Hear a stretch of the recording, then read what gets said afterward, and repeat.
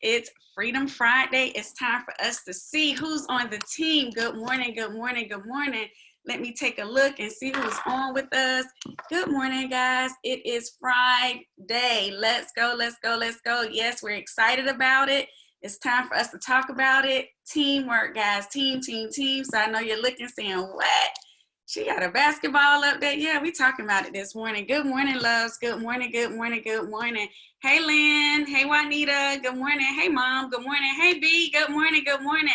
Like and share as you come on, guys. Like and share.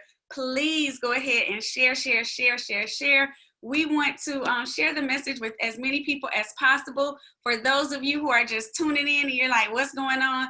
I am Dr. K. I am the founder of Freedom by Design, and this is our movement. We come on every Monday, Wednesday, and Friday so that we can provide encouragement, we can engage, and we can empower other people through our transparency and vulnerability. So good morning, good morning, good morning. This morning we are talking about who's on the team. Good morning, Avril. Good morning, Mika. Good morning, Kenneth. Good morning, good morning. Hey, Mark. Welcome, welcome, welcome. Good morning, good morning, good morning. I'm excited this morning. Cannot wait to talk about the team. So I know you guys are looking like, I see a basketball.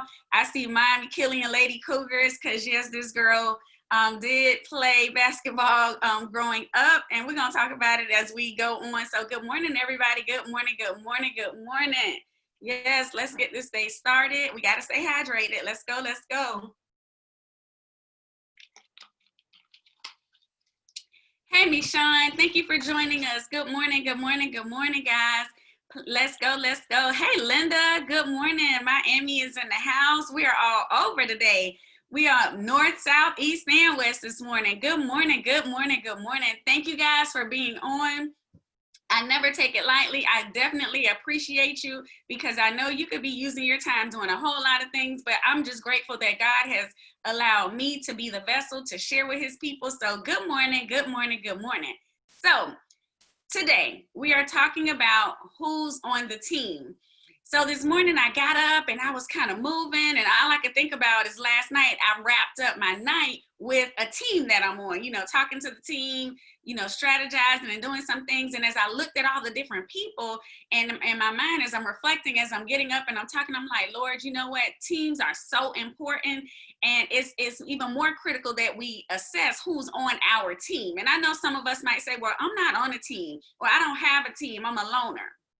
Well, understand, in order for us to make it through this thing we call life, to navigate, we are all going to need a team in some way, shape, or form. So let's look at, what does a team mean? What's the definition? What does it say? A group of people that have different skill sets, and they are working on they have different tasks, so assignments, who are working together on a common project, service, goal, with a meshing of functions and, mental support. So they're all going to be there for one another. Now, for one of my business teams, our motto is we over me, because nobody can do it. You can't put I before the team. It has to be the team first. So as I was thinking this morning, when I'm writing and I'm meditating and I'm praying, and I was like, okay, Lord, I grew up playing sports. I was always an athlete. I came up through an athletic family. So whether I was playing volleyball, soccer, basketball, or running track, because I started running track, then I went into basketball, volleyball, and everything else. But basketball became the thing that I was really good at and I was really passionate about. But what I identified being on the team is, no matter how good an individual was on the team, they did not supersede the collaborative effort of the team. So yeah, we had people who were really, really good. I played the 1 and the 2. I played the point guard and I played the shooting guard, depending on where I was in my career. In college, I played the 1 and the 2, so it looks different depending on what the team needs. But what I also realized as I was sitting here this morning, I said, no matter how good one person was, because I played on some teams with some phenomenal people. And as you see, my high school team, that's the one that's right here, that's showing, we had some rock stars on our team. But no matter how good a person was, we never went out on the court playing 1-on-5. It was always 5-on-5. So it wasn't about the one, it was about the five. It was about the collaborative effort. And this morning, the scripture that resonated with me was Ecclesiastes 4:9-10. And it says, two are better than one because they have a good reward for their labor. For if they fall, one will lift up his companion. But woe to him who is alone. When he falls, he has no one to help him up.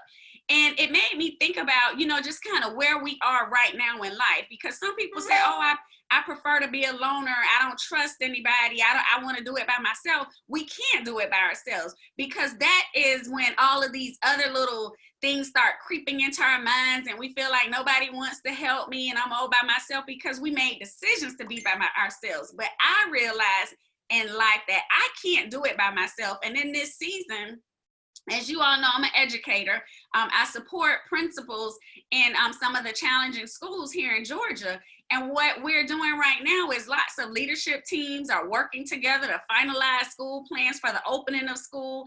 And as I thought back about that definition, people with different skill sets, people with different mindsets, we're planning for school to open in a very different set of circumstances. We're trying to figure out, are we going to do virtual, face-to-face? Are we doing hybrid models? And, everybody is trying to figure it out. And as I listen and I'm a part of leadership teams, it requires the work of everybody, because everybody has a different perspective.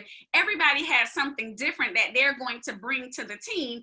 Then I thought about freedom by design. You all see me here as the face, as the person speaking, but I am not a one-woman show. It's a whole team that's behind me. Be it, we're collaborating on what speaking engagements we're going to do.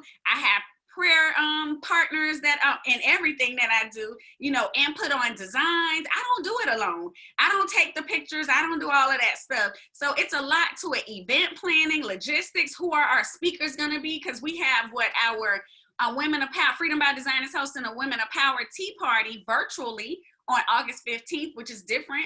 We logistically planned it as a team for it to be a physical event, but taking into account everything that's going on, our goal is to keep people healthy. So if we can do it virtually and provide the same caliber of speakers, which the speakers will be the same beautiful experience in your home, or you having a small group watch party, we're going to do that. I think about another group that I'm a part of, another team that I'm on, the God Zone team. We have Rutho and Avril, the founders, but it was a core group of people who said, hey, let's do this. And they started it together. So not one person, you might see a face, but it's a team effort behind it. It's a lot that goes into most things. Then I thought about Expose. We got the book launch coming very soon. The pre-release is coming sooner than you know, so stay tuned for that. But within that team, I got prayer partners. I have people who are consulting with me. I have my editors. I have an assistant, stylist, photographer, videographer. I have partner brands. Hugh Shade makes all of my beautiful earrings. Moolah Magic does all of my makeup and, my lipsticks and my cosmetics. So it is, and I have a lot of different people. So I don't have just one of each. Makeup artists, I have 3, photographers, there are 3 that I use. So it's multiple people on the team, depending on what's going on. And everybody has a special skill set. That is what makes our team. So when you're sitting here this morning, I want you to think about who is on your team, because depending who's on your team is going to also have an impact on how far you go with your team, because we can't just give up. We need everybody. I know for me, I have to have strong people around me, because what ends up happening, if you're that person that's always feeding and you don't get fed, then you find yourself just falling. So I have accountability partners. I have accountability angels. When I say I have accountability angels, I know I can pick up the telephone or I can send a text message, especially when I'm feeling, some kind of way, and they'll be like, okay, let's go into prayer. And sometimes I don't even have to say a thing. One of my accountability angels, she's so in tune, and we're so in tune with one another. And she's on Bernadette. I see her. I don't have to call her and say, hey, I'm feeling heavy. She'll text me. She'll call me and say, hey, are you okay? What's going on? Because I feel something. See, when you have the right people on your team, it's something about that alignment. It's something about that covering, because everybody wants to support one another. Everybody is about what's best for the team. And when we have Christ at the center of all of our teams, that thing moves differently. Even in my business and all of the businesses that I have and that I do, there's always a team. It's never one person. Logistics, trainers, presenters, everybody has their area of strength. Everybody has a different perspective that they bring, and that's what makes the team so strong. And guys, understand, we're not meant to do it alone. I have to keep saying that because I know I talk to so many people all the time and they're like, well, I'll just do it. No, we can't just do it. I listened to one of my beautiful friends on Monday. Her name is Santrell, and she talked about, getting in other people's lanes. That's the same thing with being on a team. I was the point guard. If the center tried to come and dribble the ball and manage the court, then she's all out of her lane. She's out of what her role is. She's supposed to post up. She's supposed to be moving back and forth, getting ready to get the rebound or getting ready to get the ball. If I'm the point guard, I have a certain role. If I'm the shooting guard, I have a certain role. And I thought about that thing when Santrell was saying, sometimes us as individuals, especially those of us who are used to doing it all for everybody, we get all muddied up in other people's lane. And then we step back and say, well, I can't believe they didn't do it. I can't believe that, I'm so exhausted. I can't believe how tired I am. I'm tired because I forgot about the team, and I started putting me ahead of the team because I didn't trust the team. I didn't let people play their role and do their part. Because guess what? If you continually just jump in the middle and you continually try to do it by yourself, then people will fall back. I mean, think about Michael Jordan. Some of his highest scoring games when his team didn't do anything, he scored 60 points, but they still didn't win as a team because it takes the collective effort. We have to respect one another. We have to love on one another for their part. Another example that I was looking at this morning was Moses in Exodus 18. Moses had a supporting team of players. He even had a coach and his father-in-law, Jethro. And what did the coach do? Because sometimes we need a coach too for our team, not just players. The Jethro was able to orchestrate and tell him, hey, you do this so we can get the maximum benefit from your team. You can't do all of this. Get 70 of your elders and let's do X, Y, and Z. And let's have them as heads and teach them how to do. And now we're starting to build capacity. So we have to make sure as we have our team, we allow people to play their part. We can't do it all for them. It's not meant for us. We're a team. We bring our strengths and we learn from one another. Moses brought Israel out of bondage from Egypt. Then he needed time for devotion and prayer. He needed time to be replenished. And this season, some of us require that replenishment, but we were so busy doing it all for everybody that we feel like we can't even take the break to spend time with him. And he's saying, hey, I didn't give it all to you. I didn't put you in this situation or circumstance so you can forget about me, so you can forget about where your help really came from, so you can forget about who gave you the idea, who implanted that thing into you. Guys, I promise you, when I was reading this and looking at it this morning, I was like, okay, I'm guilty. Sometimes the feeder needs to be fed. I get it. And sometimes we have to stop and slow down and allow people, especially grown people, to be grown people. If they're part of the team, let them play their part. You have to entrust people to do what they need to do. Another part now, with all of that being said, every year, no matter what sport I played, no matter how good I was, we always had tryouts.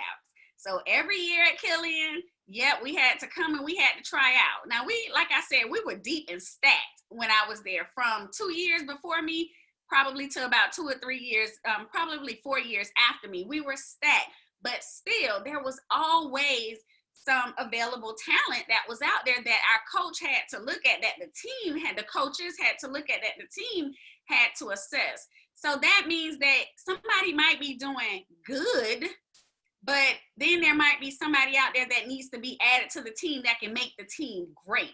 We're always, so that we don't get stagnant, so that we're not just sitting idly, because you don't want people on the team who are not contributing. They need to be somewhere else. We always wanted to have our bench to be deep. So 5 can come on, 5 can come off, and it was never, you could go without a hitch. And understand, when we're building these teams in life, when we're doing the kingdom work, the enemy is going to try to come in and infiltrate. And how does he come in? He comes in with that spirit of self-centeredness. When we start thinking about I instead of we, it comes in that critical spirit where people come in and they criticize everything, where I don't think it's going to work, where I don't like it. Okay, well, this might not be your team. This might not be, as we say, this, you might not have found your tribe here, because we're about the collective. It's about us doing what we need to do. Also, when a person has that MVP mentality, like, oh, well, they need me, I'm the best thing that they got going on. No, this is a team effort. So it's not about AI. This is about us. How are we all going to benefit? How are we going to move? How are we going to make sure that people see Christ through us, not me? Now, I don't want you to see me. I want you to see him through me. You know, when people feel like I need to just show up for the shine, when they only want to show up for the big production, they don't want to do the hard work, the behind the scenes, they're not willing to make the sacrifice to do that, it starts to look different. And when you have a lot of excuses and little effort, guys, that looks different. So with that, I want to say we got to assess our teams very frequently to make sure that we have alignment, to make sure that he is central to everything, you know. And with many of the teams I'm on, you know, I can think of one of my businesses, one of my core businesses as an entrepreneur. We used to say, you know, who are we? The team. Who are we? The team, the team, the team. That thing was critical because it almost got deep down in here because everybody knew we're the team. Not we're Dr. K, we're the team. We're all of us together, and we're only strong when we're together. Again, I told you for my business group, our motto is we over me. I've heard things in education. Teamwork makes the dream work. One team, one dream. You know, when everybody moves to that mantra and they walk to that beat, it's something about the fabric. It becomes so tight that it's hard for it to be broken through or infiltrated. So guys, we have to make sure that when we're looking at the team and assessing our people, we're having our virtual tryout, so to speak, make sure everybody is committed to finish the task. Everybody should be willing to do their best all the time because he gets the glory and the praise. And everybody should be providing 100% effort. Sometimes we have to pull people to the side and say, hey, sis, hey, bro, what's going on? Because I'm noticing that you're kind of falling off. If they have things going on in that season, then yeah, we carry our team. We make sure we support them. But if they're not in tune, if this is not what they want to be a part of this team, then it's time to make a shift. Now, one of the things, and that what I'm going to leave you with is I think it was last month, a colleague and I, we started doing a training. We were reading this book called Unstoppable Teams. It's a real good book. If you ever have a chance, check it out. It's Unstoppable Teams, and it's by Alden Mills. So when Alden what he talks about in the book are the characteristics of the unstoppable team. And I'm just going to leave you with this as you're thinking about your team. And your team could be a team of 2, it could be a team of 3, it could be a team of 10, depending on what you have going on, depending on what you're doing. But listen to these characteristics, because as we start to reflect and assess our team and kind of see where we are, and sometimes it's a good idea for the team to sit down and say, hey, are we meeting the mark of what we started out doing? Is Christ at the center of everything that we're doing, or has it shifted? Have we put something else before him? So those characteristics are competence. You know, people on the team want to learn. We want to read. We want to make sure that we're putting this right here before everything. Perspective, being thoughtful, you know, different vantage points, because everybody has different experiences. Communication, expressive and receptive. I'm not talking just so you can hear me. I'm also listening actively, and I'm processing so that I can reflect and I can make sure that what we're doing is for the greater good of the team. Driven. Everybody wants to succeed. They want to see everybody win. You know, I always say it's room at the table for everybody to eat. We all want to do well. Humble, self-aware, and has a respect for others. Flexible, open to others' opinions. It's not just about the way I say it should be done. We have to be open and listen. Last night I was on with the team, and I watched the leader, and she didn't just give her opinion. She solicited the input of everybody, and that, you know, it was real big and powerful. And then being selfless, being that servant leader, servant-hearted and servant-minded. So it's not about me. I'm coming out and I'm looking to serve. Who can I help? What can I add to the team? What skill set do I possess that will help this team do better, grow, and move? So family, we at the top. And I want to say, who's on your team? I really want you to think about it. Remember, we have different teams for different things. And sometimes our team is our family, and we have to check in with our family and say, hey guys, we are kind of off course. Let's get back to what's central to us. What are our core values? Do we put him first? Is he at the center of what we're doing? We got to check ourselves, and we got to check our team. So family, I love you. I want you to have a well and happy Freedom Friday. Enjoy yourself today. Do something great for somebody else. God bless you guys. Have a great day and take care. Bye-bye. Thank you.